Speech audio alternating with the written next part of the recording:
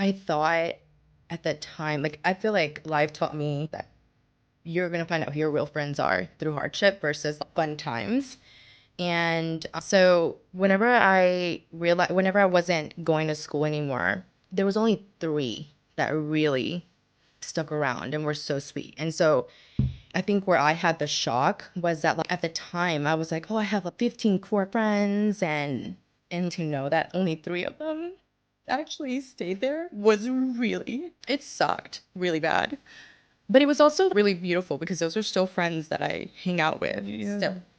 And those are people that we've enjoyed a lot of lows and a lot of highs.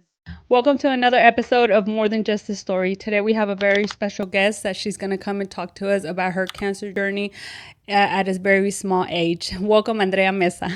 Thank you so much for accepting my invitation. Thank you so much. Hey, y'all.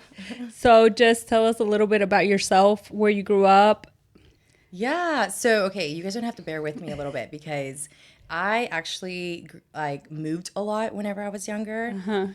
So, I was born in Santana, California, and then basically immediately moved to Mexico in a small little town called La Cruz de Monacastle. It is really close to Puerto Vallarta if you're familiar with that area. And then I was there for a little bit, and then we moved to Dublin, Texas, which is really close to Stephenville if you're familiar with our layout here in Texas. And then we ended up moving back to California, and then eventually made our way back to Texas, and we ended up in Stephenville. And so I feel like Stephenville is where I grew up. Like that's kind of where I feel like I had like my little community, my friends. I still have like my childhood friends here. So you started school in Stephenville, or did you start school in Dublin? So I actually started school pre-K and kindergarten in Mexico. Okay. Then when I moved officially to the States, they actually held me back. And so I had to pretty much start kindergarten all over. And I remember being so upset about this. I was like, this is not okay. Why am I starting kindergarten all over again? I already know my ABCs. But anyways, that's another story. So I had kindergarten in Dublin, and then I went to California, and I was there for a little bit. But I think officially in Stephenville, I think I was like in third grade. Okay. So there was like, I don't remember my Yeah. first and second, to be honest, like year. I don't know where that all was. So it's like a blank in my mind for some reason. But here we are. But here we are, Yeah. good old Stephenville, Texas. Yep. So, and how many siblings do you have? So there's a total of 4 girls. Yes, no brothers. wow. It's just 4 girls. So I have an older sister, and then it's me, and then I have 2 younger sisters. Okay. Yeah. Crazy household. Yeah, it was very crazy and we didn't even have any boys in there. So it's just a lot of, girl stuff. Yeah. Girl drama. Yeah, we needed like at least another, I feel like, male in the family because my poor dad, I mean, he did a great job. He was definitely meant to be a girl dad because he did an incredible job navigating all of our emotions. But I think it would have been a great dynamic to have a brother. That's awesome. So tell us about where your journey started. Yeah. Oh, okay. So you guys are gonna have to bear with me. And before I even start, I definitely want to preface that like my story is very unique. I do think that like a lot of times people hear the word cancer, and it's like I don't want to say like blanket like statement or something where it's like a one size fits all, but that's kind of how like I sometimes feel like people talk about it. Like it's just like, oh, like cancer is like, it's just cancer. And it's like, no, there's different types of cancers, and there's different types of processes and In different medicine. stages. Exactly, in different stages, and medicine that you have to do. But so I just want to say that. So everything that I will talk about is going to be more about my story specifically, and kind of just like what I went through. And so there's a lot of moving pieces. I don't even know if we can unpack it all in just like this 1 hour, but I'll do my best for sure. If you need to go over an hour. Okay, sounds good. So before I had cancer, I actually, man, it's gonna sound so weird, but I swear I can't make this up. But when I was like maybe 9 years old, I just always felt this really weird nudge that like something was gonna happen that was gonna be major in my life, but I never really knew. And so I actually like, I know not many people had this opportunity, but I actually like really knew God at a very early age. So I had a very strong relationship with him. And are we allowed to talk about faith? Yeah. Okay, I'm Yeah, like, oh yeah. my gosh. I just want to make sure. I'm like, I don't know You how can your put audience anything. is. I'll do my best not to make it extremely that, but I think it'll be a little difficult. No, because, just speak you. yeah, Just be you. perfect. So But yeah, so I really just like knew him at a very young age, and I remember like the main times that I would feel like something was gonna happen was when like if my siblings and I got in an argument, or like if I saw my parents get in an argument, or like if something really sad happened at my school, I always felt this like, hey, like something that happened. And I never really knew it's what kind of like a it was. dawn. Like a what? Like a dawn, like Yes. I don't know how to say it in English, Yeah, but like it was like a foreshadowing of like, yes. it was really weird because I had this, I don't know, like I don't know how to eloquently describe it, but it's very, very Like when real. it happened, you're like, oh, I kind of knew it was Yes. gonna happen. And so I spent probably about a year to 2 years trying to like wrestle with God and be like, hey, well, what is it? Can you just tell me? Like, I know you're telling me something's gonna happen, but like, what is it? And literally for like a really long time, and he wouldn't really say anything. He would just kind of just be there. But one day, I don't recall what happened, but I remember being like really upset. And I remember going into the bathroom and I was like crying, and I just was like, Lord, what is going on? Like, I just want to know like why I always feel this like really weird nudge that something's going to happen, but I just don't know what it is. And I was like, what is it? Like, am I going to be sick? And then I took like this huge pause and I was like, oh, I'm going to be sick. And I was like, well, that's strange. And I didn't really know, was this going to be a cough? Was this going to be I broke my leg? And I am like, back then I was super healthy, like a very healthy person. Like I didn't have fevers, didn't have cough, didn't break a bone in my body. And so I was like, okay, sure, whatever. And I really didn't believe it. And interestingly enough, I don't hear anything from like God. I'm not even kidding, for like 6 to 9 months, like nothing. So I enter 7th grade, and before I had cancer, and I still am technically, but I am very active. Like I'm just a very active person. Like I love working out. So when I was younger, I played so many sports, and I did my best to try to play as many sports as I could. And so after volleyball season, we transitioned into basketball. And this is kind of where my story begins.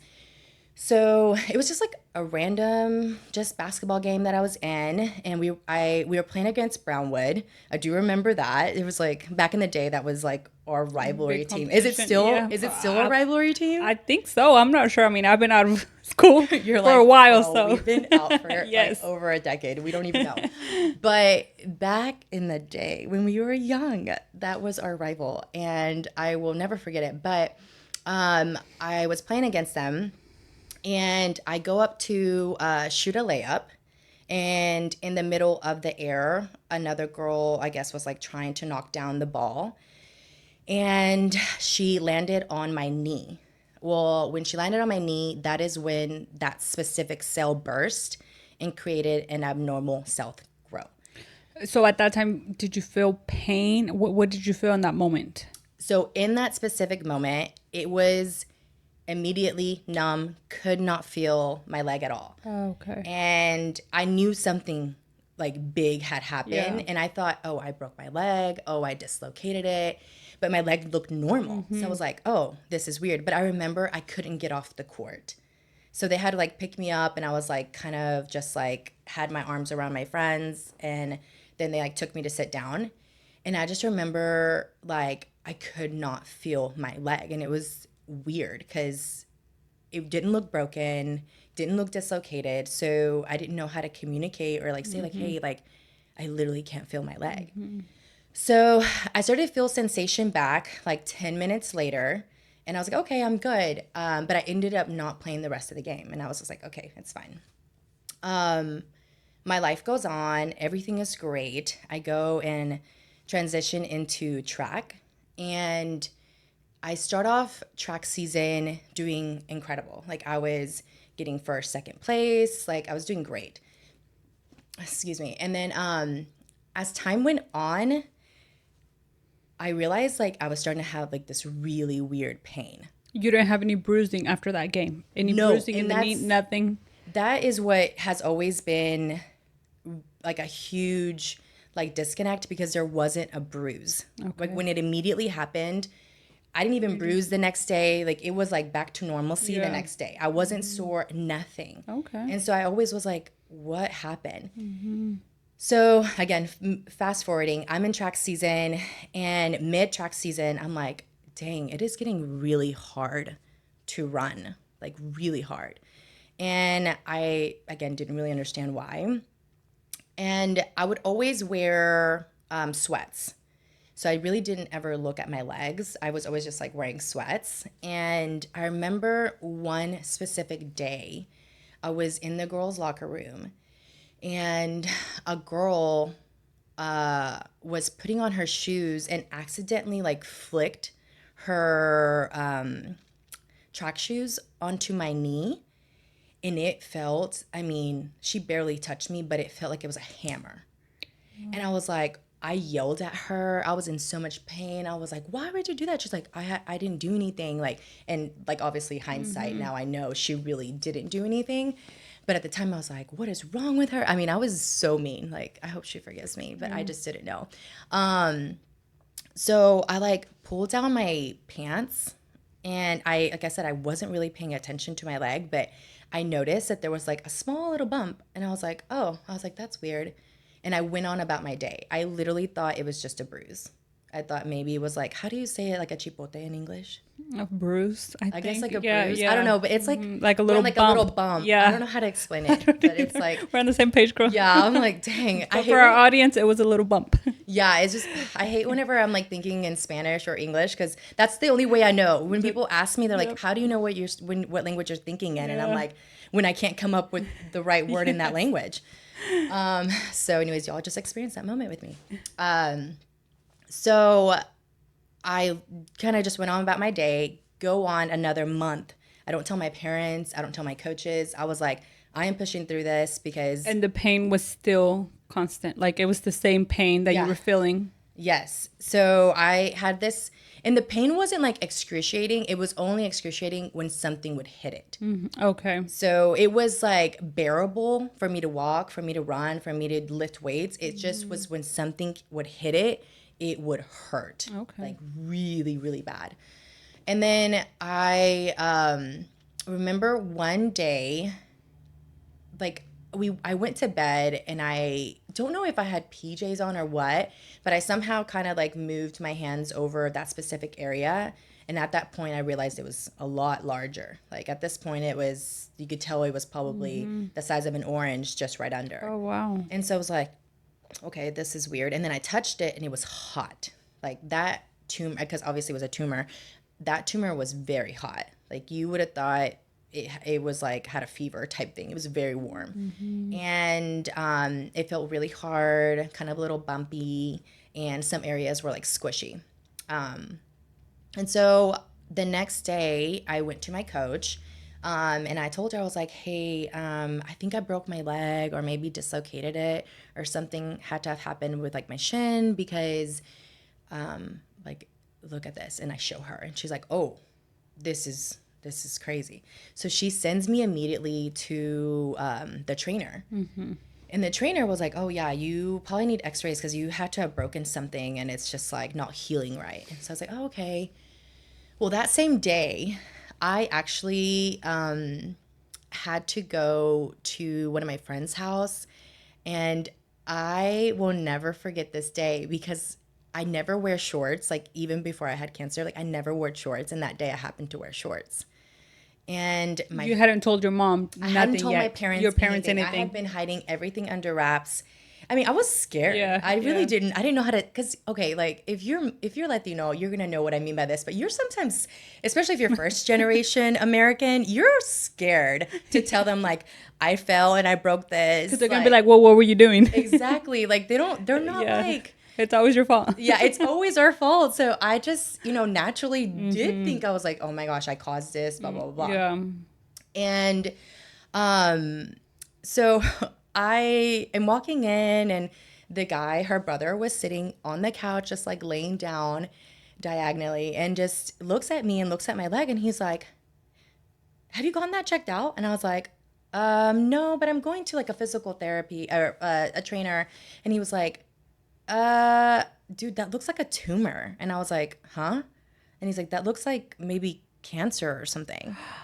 And I didn't know what cancer was. Like I had Yeah. never heard that word in my life. So I was like, what?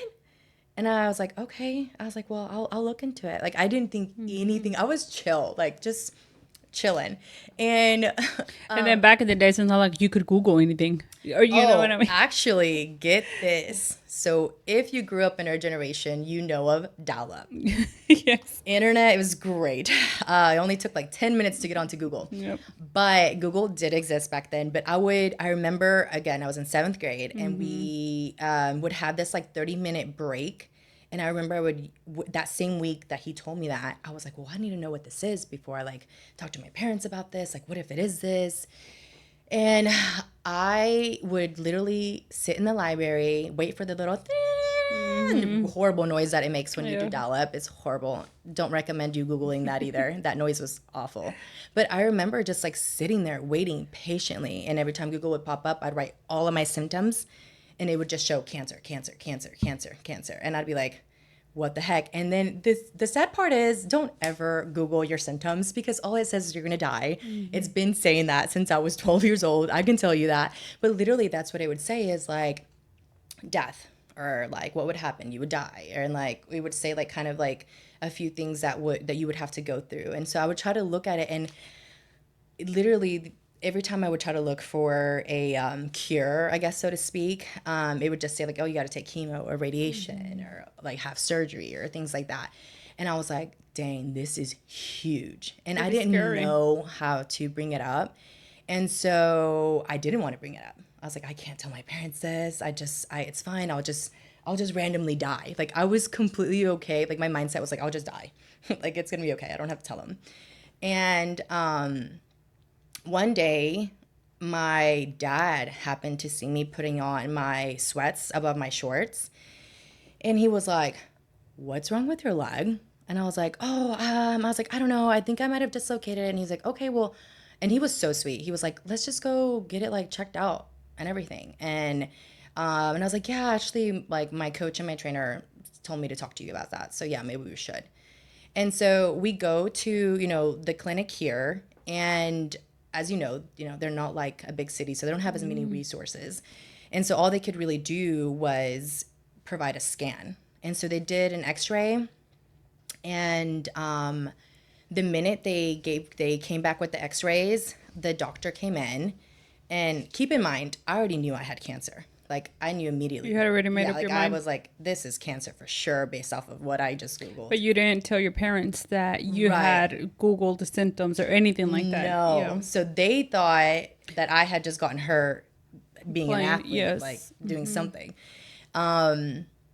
So I we're in there, and I'm literally sitting down, and my dad is just, like I'm on the little bench thing that they have in the clinics, and my dad is sitting down. The doctor comes in, and he's showing us the x-ray, and he was like, do you see this? It's like a little cloud right here. Well, usually when there's a little cloud, that means it could be cancer. And my dad flipped. I mean, he was like, why would you say that in front of her? She's only 11 years old. Like, she doesn't even understand what's happening. Like, you should have spoke to me about this privately. And the doctor, honestly, like, kudos to him, because he was very calm, very collected. And he was like, sir, if this is cancer, she was going to have to find out, because obviously it's going to change her appearance. And my dad was, I mean, fuming. I mean, I've never seen my dad like, he's so nice, but I had never seen him be angry at someone. So I was just like, whoa. And especially when it comes to your children, it's such a touchy subject. I mean, I'm a mom, Yeah. and I understand where your dad would come from. Yeah. But at the same time, I also understand the doctor's point of view, Yeah. Yeah. So obviously, I 100% agree with you. I think like I don't even have kids, but I just feel like now, like as an adult, like I think I would have probably been really angry as well. Like I think he should have told me personally Yes, and yeah. then walked in and we could tell her together. Did they not send you to do a biopsy or anything before they gave you a diagnosis? No, so he didn't give me technically a diagnosis. He just said he his just said, thoughts. "Hey, it might be cancer." And so then he was like, "We're gonna recommend you to go to Cook's Children and get all the additional like scans, and then after that, they'll tell you if you need like a biopsy or not, and they can confirm it." So he was pushing it on them to confirm whether it was or wasn't. And so we ended up going to Cook's Children. I get like MRIs, CT scans, X-rays. I mean, the whole 9 yards. It was insane. And I was just like, what is happening? I couldn't piece it all together. And finally, when they were going to give us our results, they were kind of saying the same thing as this other doctor. Hey, this might be cancer, but we won't know unless we do a biopsy on it. And so finally, like maybe 2 weeks later or a week later, I ended up doing a biopsy on it. I did not know that my parents, I guess they had explained this to them, but they didn't explain it to me. But I didn't know they signed off on like, hey, if it is cancer, will you allow us to go ahead and place a port on her? And if you don't know what a port is, it's like this huge tube that they put under you where they can put in the medicine like chemo, IV treatments, anything that would be needed to get the process started. And so I remember like waking up from the surgery and I was like, I felt pain in my chest and I was like, The surgery was for the biopsy, or did you have to get a surgery before you started the treatment? no, it was just for the biopsy. Biopsy, they put you down? Yeah, so they put me down for that, and I wake up and I feel like so much pain on my chest, and I was like, "What is happening?" And that's when they told me. They were like, "Hey, during the biopsy, the doctor knew immediately it was cancer, so they went ahead and placed a port on you."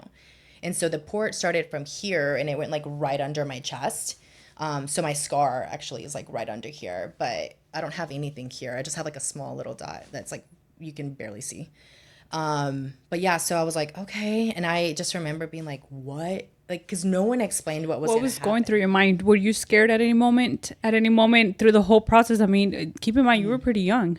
Yeah, actually, no, I was not scared at all, and I still, it's like I I find it so hard sometimes to describe this, but it's so simple. But I like had just such a peace that surpassed all understanding.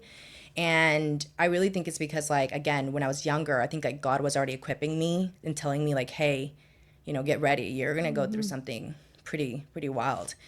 And I always knew that it was gonna be not my battle, but somebody else's battle, if that makes sense. Like I knew that I was gonna be used for God's glory, but I didn't know How? and how. And I think a lot of people always want to be used by God for like the glorious things, the glamorous things, the fun things. But there's another side to that coin of being used by God, and that's sometimes through tragedy, that's sometimes through hardship, that's sometimes through sickness.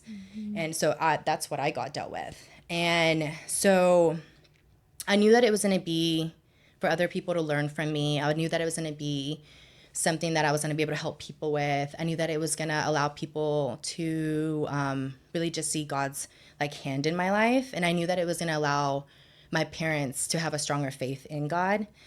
So to provide context, at the time, my dad was actually like really angry with God and almost didn't believe in him. I still remember when he was like, if God existed, he wouldn't do this to our child. Because he saw him as only like a God who was like only provided things kind of like a genie. Yes. But it's like he provides also in the hardship, and he allows sometimes things that are difficult to mature us, to equip us for something that's in the future that we don't even know we're going to have. And so I think that's why I always had a peace. And I just knew that from the beginning, though, like I knew I was going to make it out of like on the other side. You were not scared of death. No, it was so weird because people actually ask me that all the time, and it's like, and there was a moment actually, and I'll explain it in the story when we get to that part. But yeah, there was a moment where I actually pretty much died and then came back to life. It got really low for sure. But yeah, so going back to where we were at. So I get my port in, I immediately start treatment like the following week. And I think what was really hard and what I hope has changed over the years is that like there was never a communication to me of like, hey, you know, you're not going to get to go to school, or hey, you're not going to see your friends for a long time, or hey, you're not going to be able to work out, like you're not going to eat a lot of the same foods. Like there wasn't really a game plan for me. It was just a game plan of medicine and routine. And that's it. But there was never like an emotional attachment of like, hey, you're going to be going through this stuff. And so like, for example, like the one thing that they did tell me was you're going to throw up a lot. You're going to lose weight. You're going to look pale. Your nails are going to turn a bluish black color. And that you're going to lose all your hair. So to go through my, I guess, like treatment, it was very simple, just chemo. That's all I had to do. And it was not just any normal chemo. It was actually a chemo that was a little bit stronger than the norm. I don't remember too much on it, but I remember my parents, and maybe you can relate to this as a parent, but they were so in such a like a desperation and frustration and hopelessness that they had accepted that I receive a really strong dose of chemotherapy that I think had barely been rolled out or was going to be rolled out. And so they were just like, yeah, like whatever you can do to keep my daughter alive type thing. And I'm so thankful that they did that. But it was really hard. Like the first day I was just in there and I was like, da da da, just like my own little self, because I was under the impression it was gonna be like a week thing. I didn't think it was gonna be a almost 2-year thing. So that was another thing they really didn't explain to me. They kind of were just like, hey, you know, you're just gonna be in here and we'll let you know. And I feel like you were also so young to understand the severity of it. Like, Yeah. you knew you had cancer and you knew, you know, you Googled your symptoms, Yeah. but I feel like at that age, you really don't know, Yeah. you know, till the severity of it. And you're just like, Yeah. okay, well, I'm going to be here. I'm going to get it done. And, Yeah. you know. So, okay. So I kind of almost want to like disagree because, so for me, I knew the severity of it because I had Googled it. But I think for me, what I really felt was like it was going to be an overnight thing type of thing. Like I don't know why, but like I'm trying to think of the word that I felt. But it felt kind of like fake. Like it was an outer body experience where, and it felt very robotic. So I was like, okay, I'm here. I'm going to do my job. Kind of what you were saying, like do it and get it out of the way. But again, it was like, I didn't know how long it was going to be. And I think that's what was really hard for me as well. What kind of cancer did they diagnose you with? So they diagnosed me with osteosarcoma, which is a very rare childhood cancer. It is not hereditary. So my kids probably will not have it. Your kids will probably not have it. But it is a cell we all have. Did the cancer come because of the pain of the damage that it Yes. happened to your leg? So the way that, I don't remember what the cell is called, but everybody has this cell. Again, it's not hereditary, but when it bursts, that's where it causes the abnormal growth. So the burst can happen with nobody doing it to you, without you doing it to yourself, you could be sleeping and it could just burst. Like, it's just like one of those things that it can just happen. But mine did burst because someone landed right on it. I should have probably played the lottery that day, because it was a very, very unlucky but lucky shot on her behalf. But yeah, but I started treatment. It was like in maybe like late February or March of 2002. And then so I went in and did hard chemotherapy. When I mean hard chemotherapy, I mean this was like I would only have maybe 2-day breaks. So you would be 5 days on of just chemo, and then 2 days off, and then chemo, and then maybe like 3 days off. How were you feeling during that time? Very weak. Was the chemo harsh on you? Yes. And if you're not familiar with chemotherapy, it actually kills the good cells and it kills the bad cells. And so I don't think this is the right statement to make, but chemo is basically designed to kill you. But basically, the doctors come in and they're like giving you the blood transfusions. They're giving you like all the IVs that are needed to keep you alive. And they're giving you all the medication that you need. So it's like the chemo's killing you enough, but it's also like the doctors are keeping you alive enough. And it's like a tug of war every single day. So some days you were in good spirits, and some days you were like barely waking up. You were like trying to survive. So yeah, every day was very different. I know. So the second day of chemo, I will never forget it. So I only cried 4 times during that entire process. You would have thought I would have cried a million times, but I actually didn't. So the first day that I had chemo, one of the things that I learned immediately is that people were looking at you like you were dying. And they were looking at you like they just very hopeless and like, oh, poor girl, you just have no idea what's happening. And I just remember like telling myself that I would not allow anybody to see me not being positive or crying. And so I told myself, I was like, I will not let anybody see me crying. I will not let anybody see me be negative. I will fake it like all day long just so that they can believe that I'll be out. Because I knew I was going to be out. But I was like, the negativity that was like projected onto me, man, that was a battle in itself. And I would not recommend, if you know anybody who has cancer, I would not recommend. What do you mean by the negativity?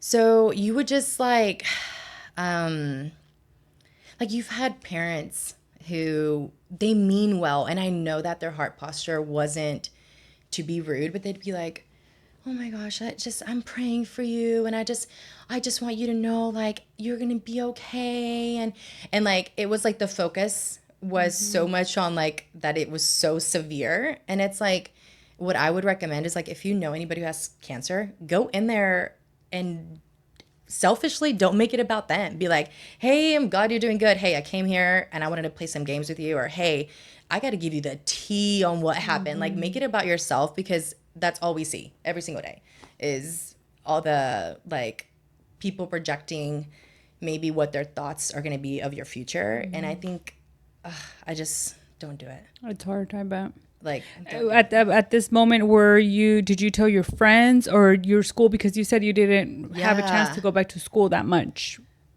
So I did tell my friends a week before I went to go have like my first dose of chemo, and they were so sweet. I will never forget it because they literally, we were having like a school dance, and I just remember it was like, it sounds weird, but it was like kind of like my last like day to be in normalcy, in like a normal life. And I just remember like getting ready and putting on like my 90s clothes or 2000s clothes and just getting really excited for the school dance, which my parents would have never allowed because, you know, my parents were like super Mexican. Like growing up, they were so strict. Like I couldn't even go to the movies without like a chaperone or like, it was wild. But yeah, for some reason they were like, yeah, go have fun.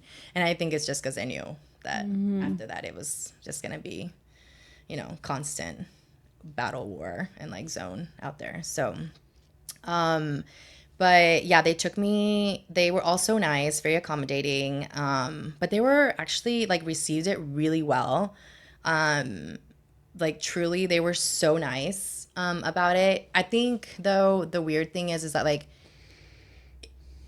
in Stephenville at the time, it was a lot smaller back then. Like if you think Stephenville right now is a small or a big town, small city, no, this was like a really small town back in the day. So everybody knew who you were. It was a really strong community. I think it still is, to be honest. But yeah, like they went above and beyond. But I remember, I think my friends didn't really understand what I was going to be going through. So it was like kind of like a shock to them when they realized like, oh shoot, she's not back in a month, or oh, shoot, we've graduated, but we're now going into 8th grade. She's still not here.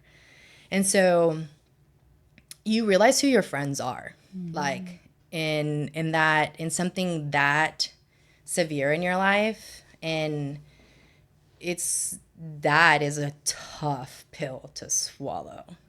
Like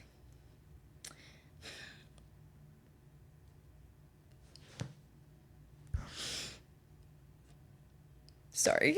I literally told myself I would not cry. Take your time. But yeah, I think you realize like people take in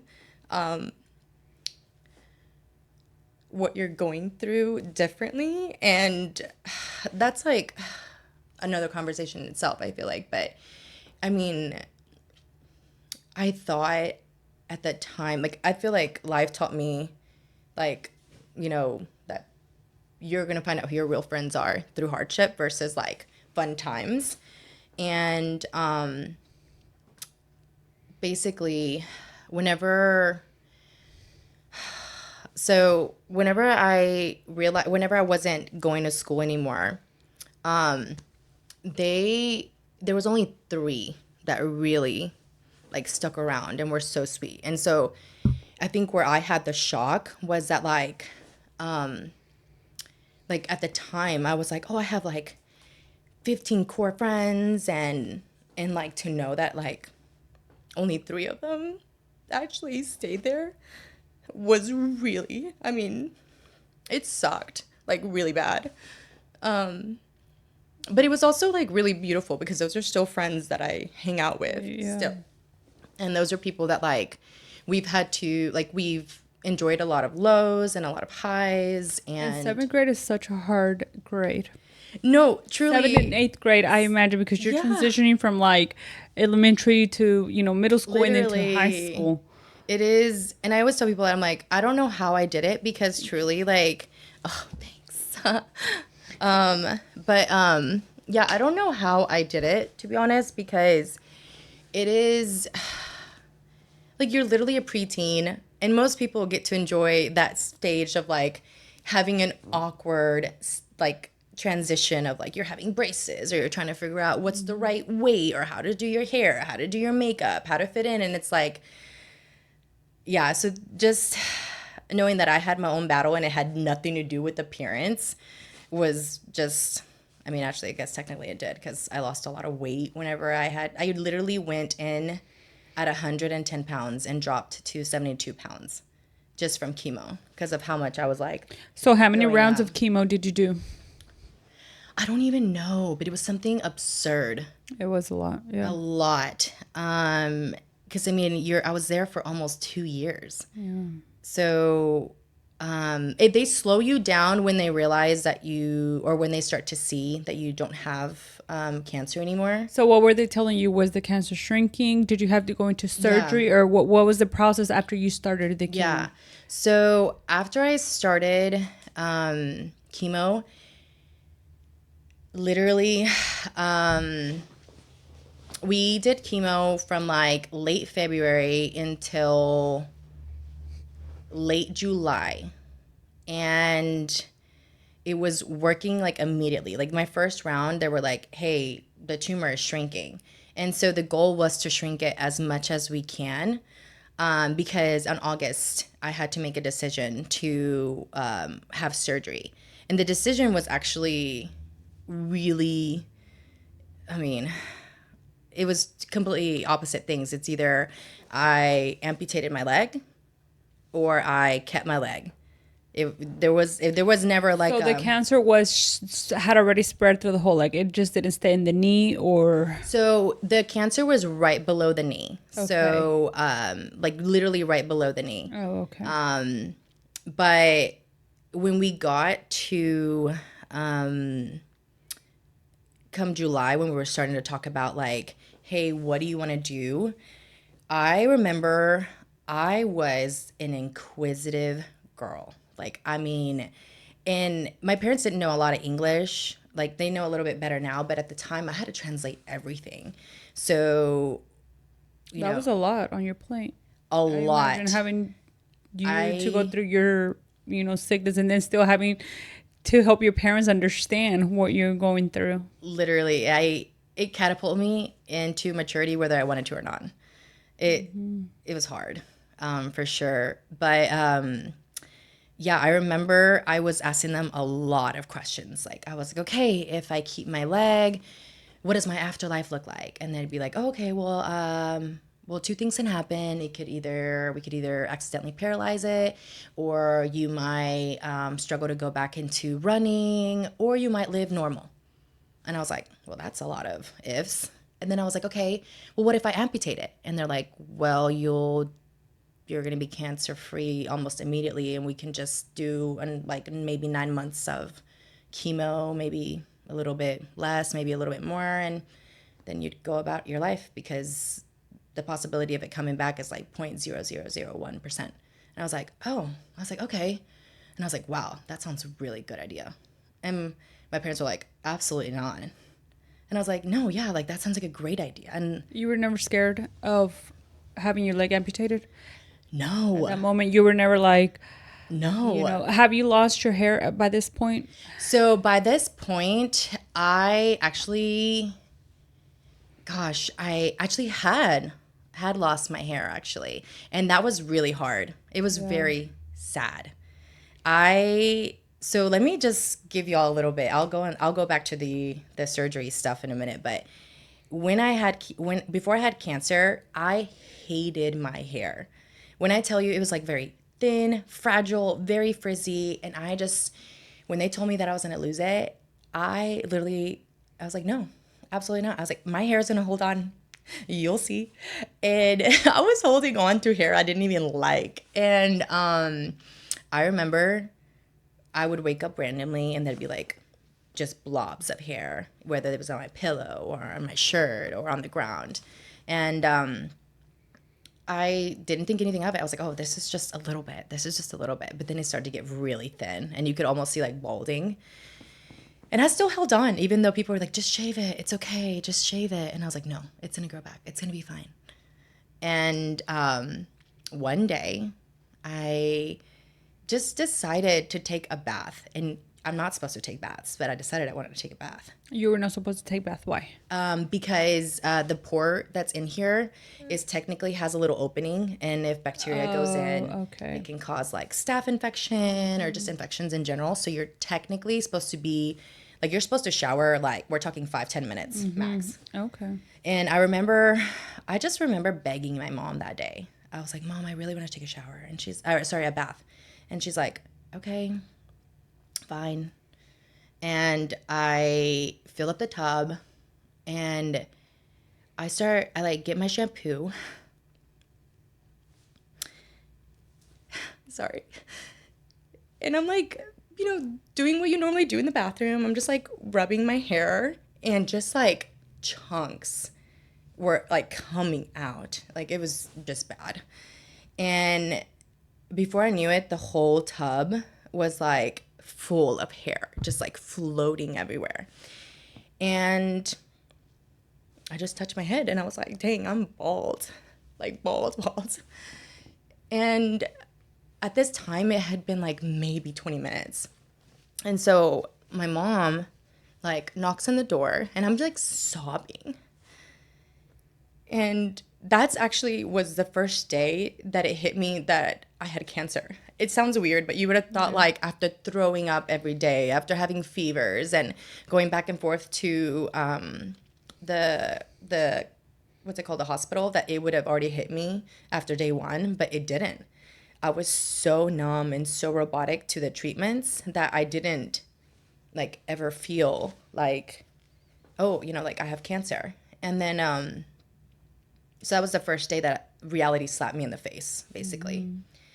And she knocks on the door, and I didn't say anything because I was just like sobbing. And I had told myself like, I will not let her see me cry. I was like, I will not let her see me cry. And that was my goal the whole entire time. I was like, nobody can see me cry. Nobody can see me cry.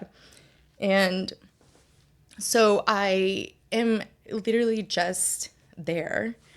And she knocks again. And she's like, Andrea. And I'm like, just there, quiet. And I'm like, hoping she doesn't open the door.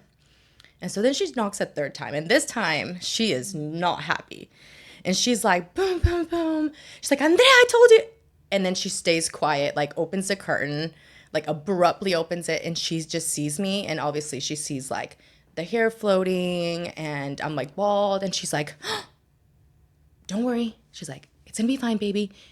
I'm going to turn around all of the mirrors. I'll put like something over the mirror so that way you don't have to see it. And then we're going to go get a wig and it's going to be fine. And I promise you're still going to look normal. And I was like, okay. And so she put my towel over the mirror in the bathroom. And then she put like literally like linens over all of the large mirrors, like everything. And I get out and she had prepared my family. Like she had, I'm like getting dressed and I guess she had prepared them to be like, hey, she is officially bald. And I am like just kind of like walking awkwardly because I'm like officially in like my new body, I guess, so to speak. And so I'm just like looking at everyone, like my sisters, like my parents. And I think at the time, one of my friends was over. And I see this small little mirror that didn't get flipped. And it was like right in front of my face. And I remember looking at myself and I was stunned for like a second. And everybody was like didn't know what to do. Like they're like, oh my gosh, is she gonna cry? Like what's gonna happen? And I start laughing. And I was just like, Mom, I'm bald. Like really bald. And I just remember taking a deep breath and realizing that like right then and there that like I'm more than just my looks. Like I can be wherever I want and I don't have to ever project that on the outside. And I think that to me was like the beauty of like having cancer, because it like taught me honestly a lot, like that beauty is so fleeting and that I'd rather be like a good person than like look hot and be a bad person, And so yeah, it was just, I still like there's like core memories, and I would say like that's one of my core memories. And I think like anytime I think about it, I'm always just like I feel like I relive it, if that makes sense. But it's okay. So now let's move forward to the surgery though. So this was like in July, and I tell my parents, like, I'm like, hey, like, man, the amputation is the way to go. Like, we should do this. And they're Your like, parents were kind of against the amputation? oh, They were 100%. Like, they were not on board. And I, at the time, I remember, like, I, like, was praying. And I remember I told God, I was like, God, it's okay if, like, I have to be in a wheelchair for the rest of my life. But at least now, like, I won't have cancer again. My parents are not going to look at me like hopeless and scared. And like, I can go back to normalcy, like, some level of it. It's okay if I never have to run. It's okay if I can never work out. It's okay if I can never walk. You still had a strong relationship with God in the midst of all that? In the midst of all that, that is the one thing that I would say grew. Like, because I had this, like, even right now as a 33-year-old, I still have the same relationship with the Lord as I did when I was 11 years old. The only difference I would say is that it's gotten more sensitive, like in the fact that I am like a lot quicker to listen to him. I'm a lot quicker to pray. I'm a lot quicker to just like slow down and be like, okay, what does he want me to learn? As opposed to back then, I think I was still sensitive to his voice and to his direction, but I think I was just kind of like still trying to navigate, like, okay, like who am I talking to? But I still had like a really, really strong relationship with him, interestingly enough. But so I remember having that conversation with him and not really like thinking anything of it. And, you know, this just kind of dawned on me. But this, I should have said this whenever I was talking about my hair. But when I was in my, my hair had fallen, before my mom knocked on my door, I actually told God while I was crying, I was like, hey God, like, it's okay that I lost all my hair as long as like I was such a brat. You're going to think I'm a brat, but this is how I get along with God. But I was like so demanding. I was like, but after this, when it's all over, my hair better grow thick and it better be curly and it better be like the kind where you could straighten really quick. And literally that's exactly what he did with my hair. And I was like, God, he's amazing. But anyways, so when I had that conversation with him about me amputating my leg, I was just kind of like at peace with it. And it was the same peace that I had that I knew I was going to make it. And so I remember sitting with my parents, and I told them, I was like, hey, I really want this. And they told me no. They're like, sorry, you're not amputating your leg. And I was like, okay. So then I asked them again, and they were like, no. And then the third time I asked them, I was like, look, I talked to God, like, I know, like, he's going to do something through this. And my parents were like, no, I don't know. And I think it got to them. Like, me just kind of, like, bringing it in my relationship with the Lord, I think it really, really kind of, like, softened their heart. Because they were like, okay, well, like, what if he is telling her something different? And that is such a big decision to make at such a young age. Yes. As a parent, I have an 11-year-old. And, Yeah. you know, I put myself in your parents' shoes, and I cannot imagine my 11-year-old coming to me and saying, Mom, this is exactly what I want to do. Yeah. You know, I would be questioning it at the same time. Well, but you were so determined, and you knew exactly, you know, your faith was very strong, so you knew exactly what you wanted. Yeah. No questions asked. Like, nothing. And they were like, okay, but first we got to take you somewhere. And I was like, what? So they had a conversation by themselves, and they came up with this grand plan. Okay. They went to my doctors, and they got release forms to release me from the hospital to no longer take chemo. And this was in July. Okay. So keep in mind, I was supposed to have my amputation in August. And I was like, why are they taking me out of the hospital? I'm like, what is happening? And then they were like, we just want to take you to Mexico. We want to take you to the beach. We want you to enjoy it a little bit. You've had a rough couple of months. And I was like, okay, like, ate it up. I was like, yes, let's go. Vacation. Literally, I was like, this is amazing. So we went to where I'm from, which is La Cruz de Guanacaste, and so it's a beach town. It's beautiful if you've never been. But so we went there, and I got to do everything and eat everything that I wanted, like no restrictions. On the last day, they literally sat me down, and they were like, and this is what you will never be able to do if you amputate your leg. And I was like shocked and stunned, and I didn't really know how to reply, except for like, I can live without it. And I think that shocked them too. They were just like, what? And I was like, no, I really think like this is what I need to do. Like, I really think this is what I'm supposed to do. And keep in mind, I literally thought I was going to be in a wheelchair for the rest of my life. So I was supposed to get a call from the hospital on like what decision I was going to make on a specific day. And this was like maybe a week prior to the actual surgery. And I would stand by the phone because I was scared that my mom was going to pick it up and be like, no, she's going to keep her leg. And I was like terrified. Were you in pain at this moment? No, You were not in no. pain. After having chemo treatments, I no longer experienced like pain, but also it might have been because I was like on crutches and I wasn't allowed to put pressure on it. So maybe that's why I never felt like anything too crazy. But yeah, like sat by the phone and the phone rings and I knew it was them. Like even though we didn't have caller ID at the time, I knew that was a hospital.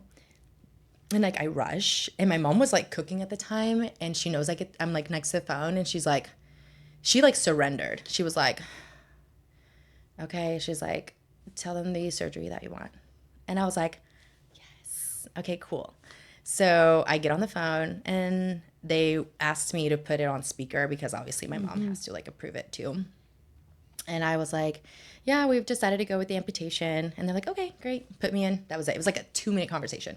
Nothing else. Nothing elaborative.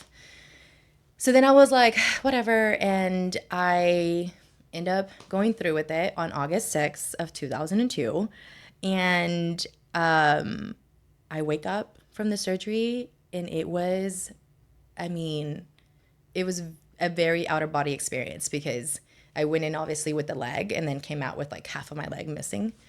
And I remember They amputated from your knee down? Or right above my knee. So Okay. right above my left knee is where the amputation starts. But I remember, so I've cried. So I cried the second day I was in chemo, when I lost all my hair, and then this is gonna be the third time that I cried. So I didn't cry because I had my leg amputated. I actually cried because when they were trying to move me from one bed to another, they unplugged something that was connected to the amputation and it hurt so bad. I mean, I literally screamed bloody murder. That was actual physical pain. It had nothing to do with the amputation. But I remember when it was all said and done, it had only maybe been an hour after the amputation. And I remember looking down and seeing that like it was gone. And I just like a breath of fresh air. Like I knew it was over. I was like, thank God. Now we can like focus on just like finalizing the chemo treatments and then I can go back to normal life.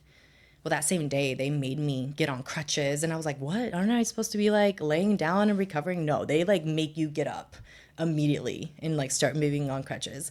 And it didn't hurt, which is weird to say because you're missing half of your limb, but it actually didn't hurt. I don't know, maybe I was just like on a ton of medication and I didn't feel anything. But so a week later, I thought I was gonna be in a wheelchair for the rest of my life. I actually had a guy, his name is Scott Odom, and this is gonna be a full circle moment. I'll tell you about it at the end, but he showed up and he had an amputated leg and he had a prosthetic. And he was promoting his book that he had wrote from his journey of like having childhood cancer and osteosarcoma specifically. And he was like walking normal, doing a bunch of normal stuff. Like he plays basketball, he works out, like he's incredible. And I was just like, oh, okay, so I can live like a normal life. And I just remember connecting why I had peace for the first time. And it was because I think like obviously God was trying to show me like, hey, and this is what's going to be introduced to you in your life. And I'm not even kidding. Like the next day, I had Scottish Rites Hospital at the hospital that I was in that had connected with one of the nurses who apparently they said that they had heard my story from Stephenville, like all the way to Dallas. And they were like, hey, like, tell her about us. Like, we'd love to get her set up for a prosthetic whenever she's done with chemo. And I was just like shocked because it was like a domino effect of just like so many good things happening from like the obedience of like me listening to God, if that makes sense. And so, and it was also something tangible for like my parents to see because I know sometimes kids can say the darnest things, but I also feel like sometimes they can say things that are like very filled with wisdom or very filled with peace or very filled with like just truth of what they know will happen. And so I think that's what it taught him too. Like, it's just like, okay, she's not just a kid. I think she understands it really well, what's happening. And And maybe your parents were taking it harder than you were. yes. You know, maybe you knew like God has spoken to you. You're like, I'm gonna get through this. Yeah. But I'm sure your parents were like, is this Yes. gonna be the last day that I see my daughter alive? Oh, 100%. And I literally felt that every single day. I knew that it was harder on them than it was on me. Like, for me, like, it wasn't a tough journey. I think the toughest part was seeing the people that were surrounding me who weren't aware of what cancer was or what it takes, like the war that you're going through. But yeah, I mean, I 100% agree with you. It's definitely, I think it was more traumatic for them than it was probably for me. Even I have a lot of trauma from it. I can only imagine. Yeah. But yeah, so So after that, when did you leave the hospital in crutches, or were you able to get the prosthetic thing yeah. during the time you were in the hospital?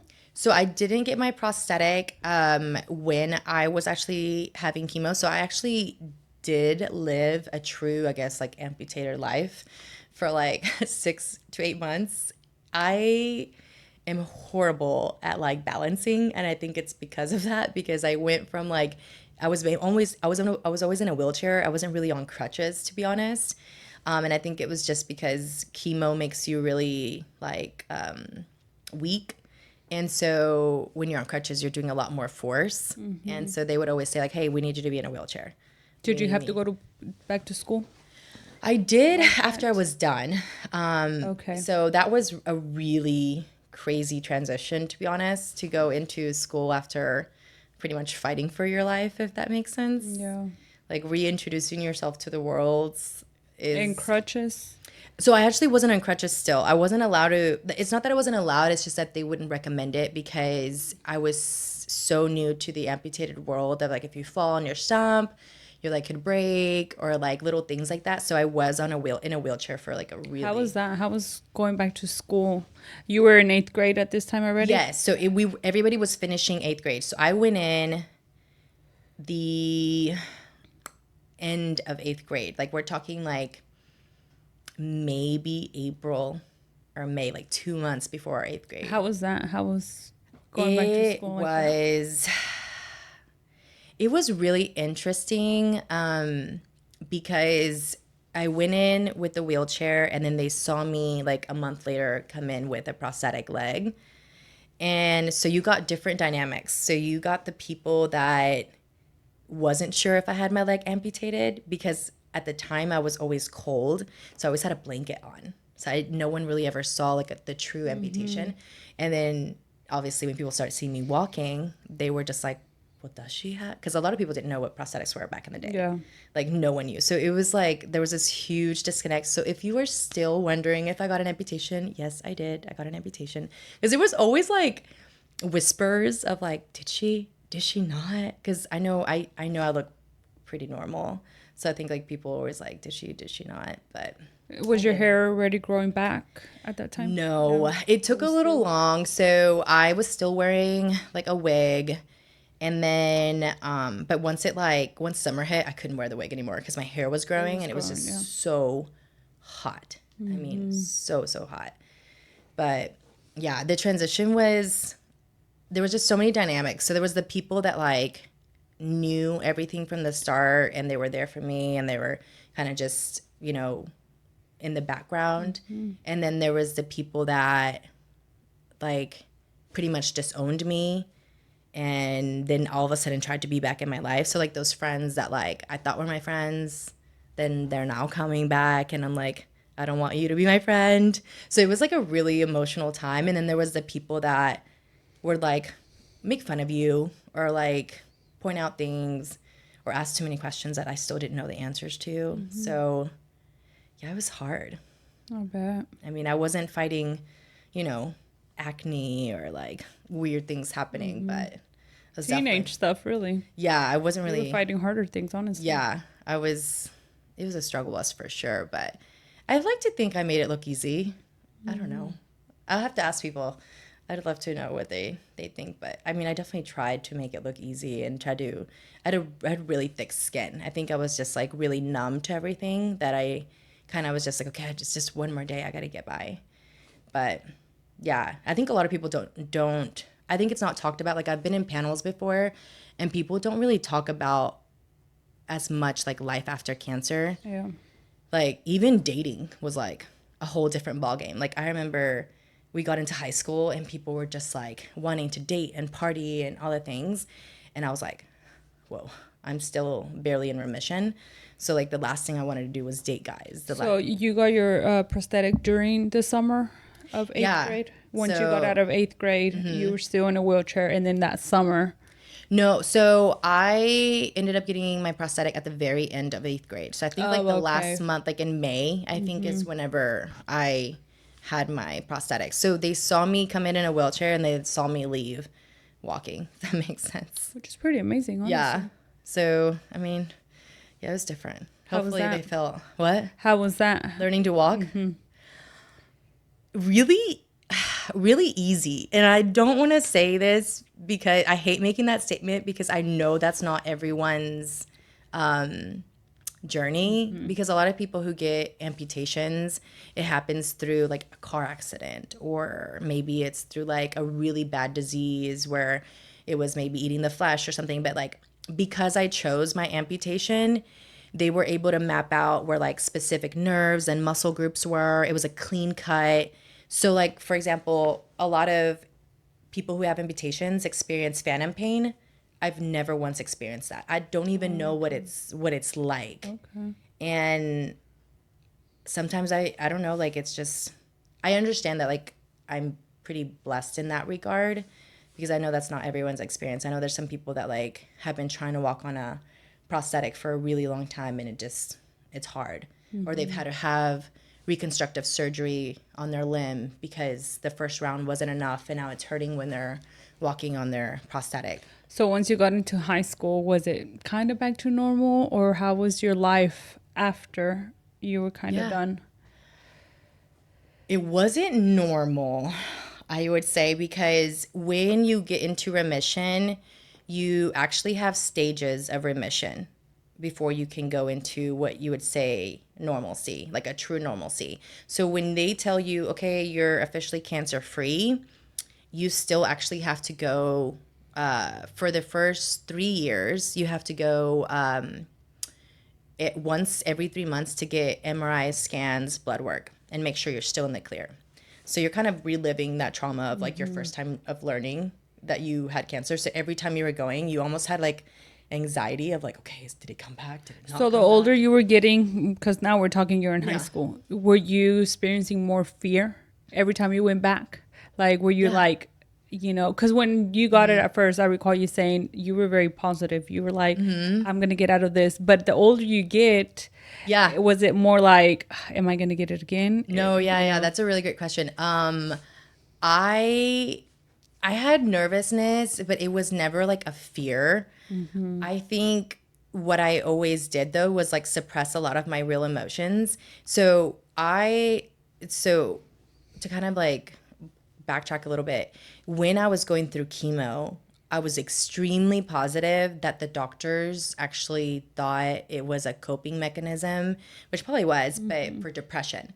So apparently when you're battling depression, you're either extremely positive and very happy and outgoing, or you're extremely negative. There's never like a middle ground, if that makes sense. Yeah. Like it's opposite. And so a lot of the people who are very positive, very happy and show that are typically the people that do end up committing suicide or like close to committing suicide type thing.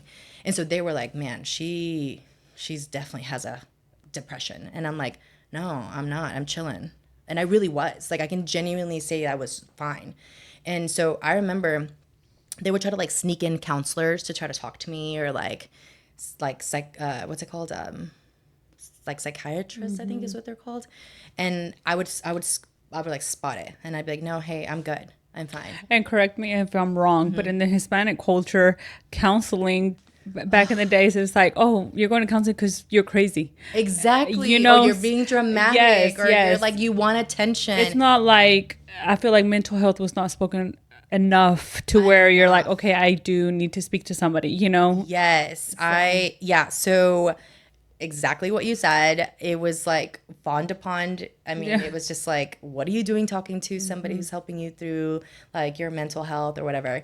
And so I remember the doctor finally got really, not like frustrated or tired, but just was like, okay, what can we do to get you to talk about your feelings? And I was like, can I talk to other cancer patients?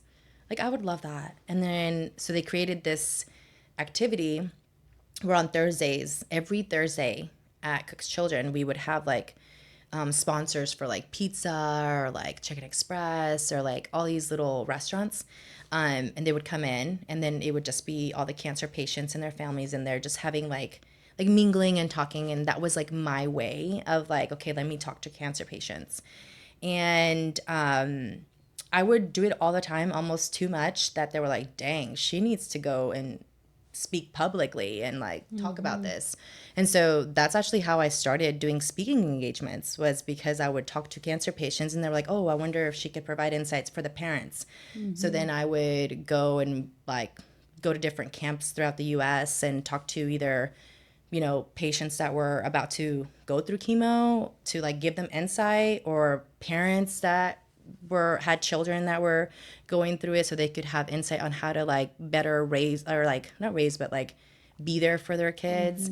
But that's how I actually got started. But yeah, so kind of going back to the whole like stages of remission, but I didn't feel like a fear. It was just like a nervousness, because it's like, what if you're wrong? Like, because like I always felt peace and I still feel peace, but I would psych myself out because I'd be like, what if I'm wrong? Like, what if it does come back, or what if they're wrong? Like, it was just, sometimes you can believe lies that are just not there, just to freak you out. And so, but yeah, so the first 3 years you go back literally once every 3 months, and you're like reliving that of like the first day you heard it.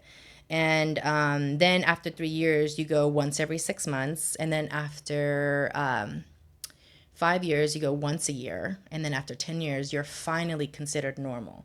So even though someone tells you they're on remission, what they really mean is they're in a 5 to 10 year window of like, okay, is it going to come back? Is it not going to come back? And they're still under studies. Like, they're still going to go get scans done to make sure that they're still in the clear. But after 10 years, you're officially released. Like, you're like, okay, you're a normal person. So like, technically I am a normal person. Like, I don't have to say I'm in remission. I would just say, yeah, like I had cancer when I was younger. I don't have it anymore, type thing. And how was your experience going through high school and, going to prom, going to all these life changes? I mean, you're having to realize, okay, well, am I going to go to college, not go to college? Yeah. Figure it out. But at the same time, in the back of your head, you're just like, okay, well, I don't know if next year I'm going to have the same answer Yeah. as I had this year, or in 3 months or 6 months from now. How was dealing through high school with all that, with everything you Yeah. were going through? There was I don't know. I really so I always knew that I wanted to do hospitality at a very young age. So I think like even in high school but I wanted to also do music. So it was like music or hospitality.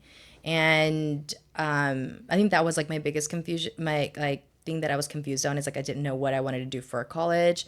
But like experiencing high school in general, I think I felt like a misfit, if that makes sense, because I would talk to all my friends, and I think from an outsider's perspective, you would think I'm living like a normal life, but there were so many things that I had to choose to say no to. Like, if, for example, like if I got invited to a party, because in high school, back in the day, I don't know how they are now, but back in the day, they were like a huge deal. Like, I don't know. And in my head, I would just be like, why? I don't need to be drinking. I am still technically like draining out the medication that I took for 2 years, or like, I don't know, just like little things like that. So I remember one person straight up told me that I was stuck up because I wouldn't go to their parties. And I was like, no, I'm like, it's not that I'm stuck up. I can't afford to do wild things like you guys. Like, I don't have that luxury to just not care about life when like every day is precious for me now. Yeah. So it kind of, yeah, it was a little hard. Yeah, well, I can imagine. And Yeah. I kind of felt like a loser, to be honest, a lot of the times because I was like, dang, I don't know what else to do. And so I would just like go home, chill, maybe go watch a movie or something. But that was like about it. And then trying to figure out what to do with life. But I ended up just going to study hospitality. How is life after cancer? How is life after everything? Oh my gosh. Let's see. So college was probably my most when I was finally feeling normal, I guess you could say. So I finally went to parties when I was in college. I got to experience that.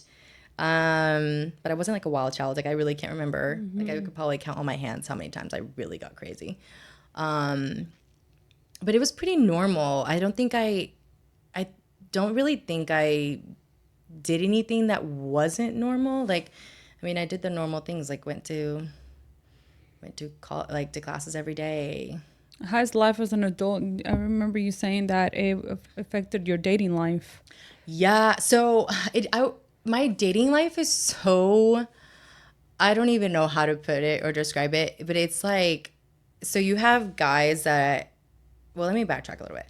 So when you have cancer and something that's like such a huge life event, you like you don't get to have the same struggle as like another girl who maybe prioritizes, is he really hot, or like is he really wealthy, like I don't know, like all these things that I think a lot of girls when they're younger like put, like, is he 6'5", their is list. he like this whole list, Yeah. right?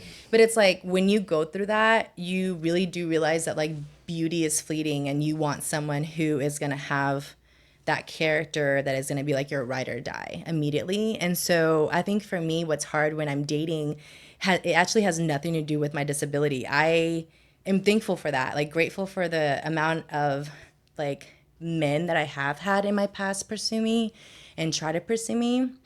And I'm sure there's some guys that have always felt a disconnect as to like why I would end things with them. But it was just because like, so, like when you're dating someone, the first 3 months are like honeymoon stage. You're like all over each other. It's great. But then after 6 months or 9 months, you start to really see someone's like true character and who they are.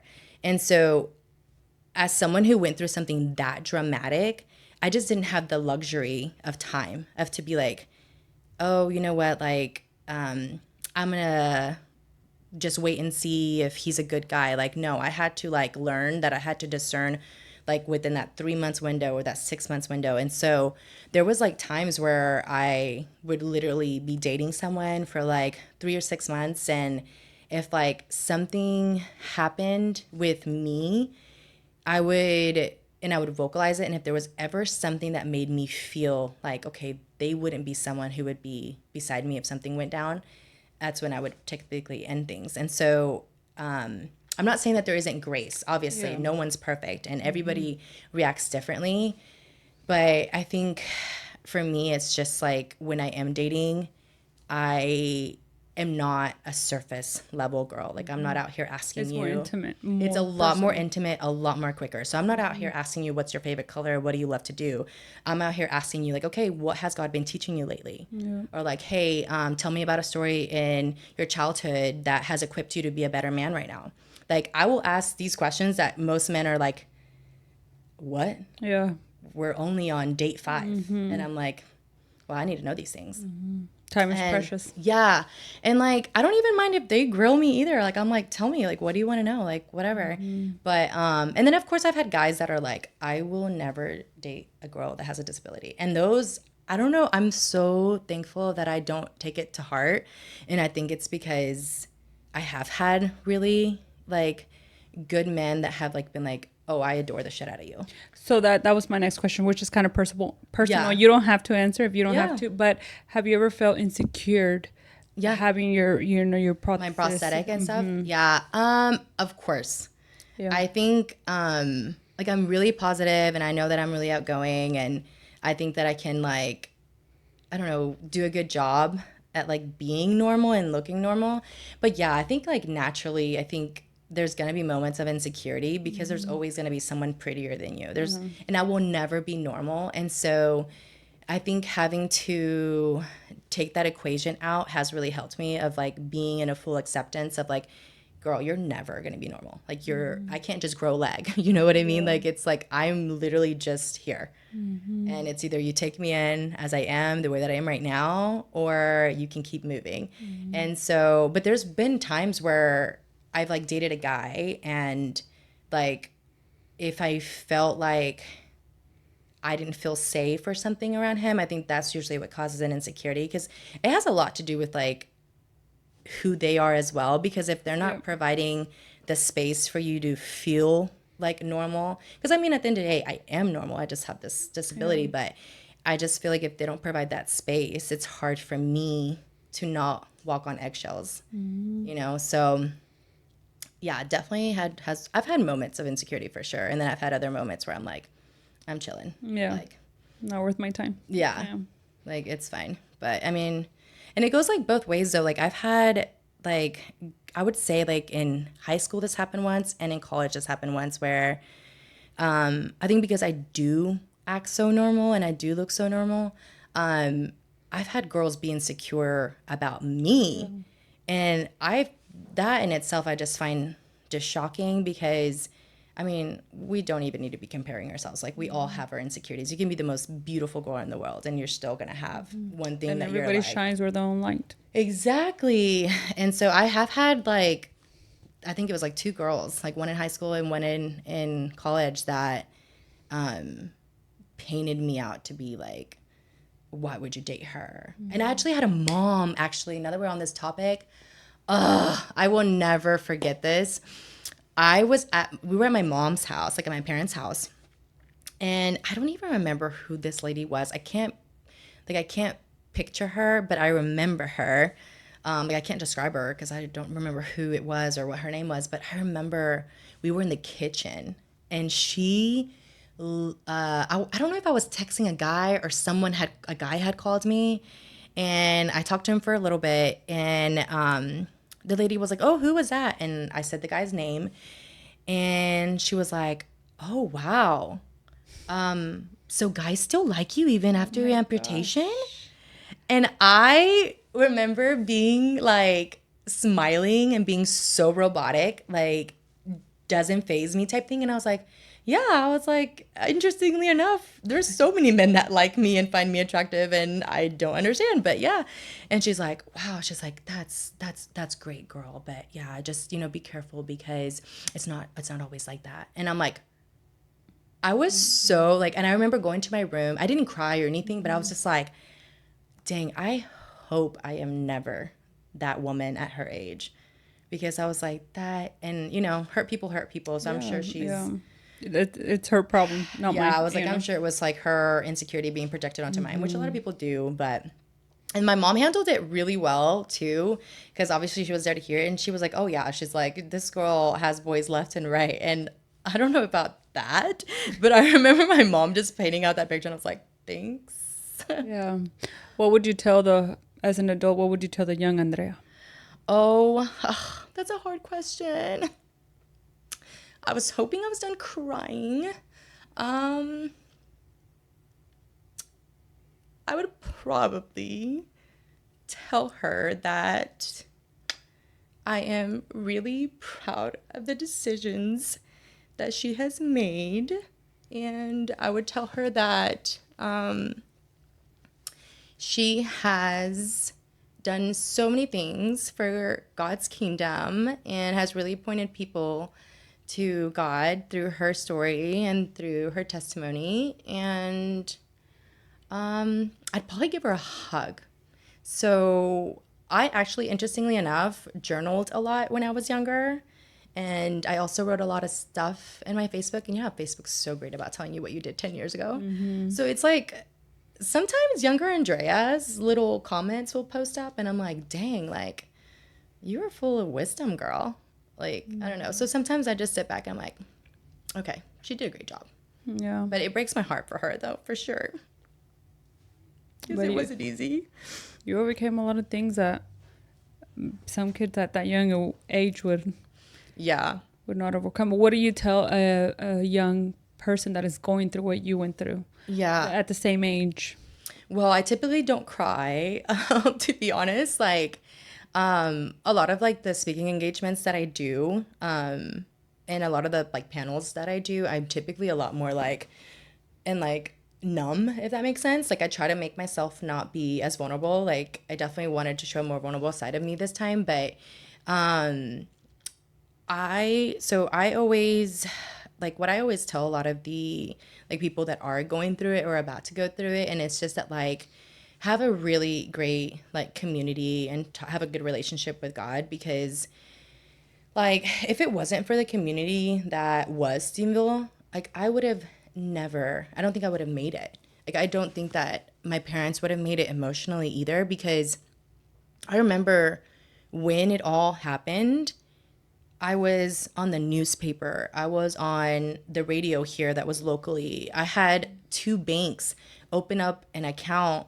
for me for people to just drop by whenever to donate throughout my entire chemotherapy. I was in the cover of like one of the yearbooks, I think for 8th grade, which yeah, it was just there was so many So much people. support. Yeah, there was like so much support of like people just like pouring into my life, like not just like peripherally, but like financially, or like through little things like feeding my family one meal. Like it goes a long way. And so I would say like definitely have like a really good like concrete community, because that'll help in itself. But like it's already like 50% of the war like won. And then I would probably just like tell them to take it day by day, because and to give themselves grace, because I mean it's everything is so unique and catered to you.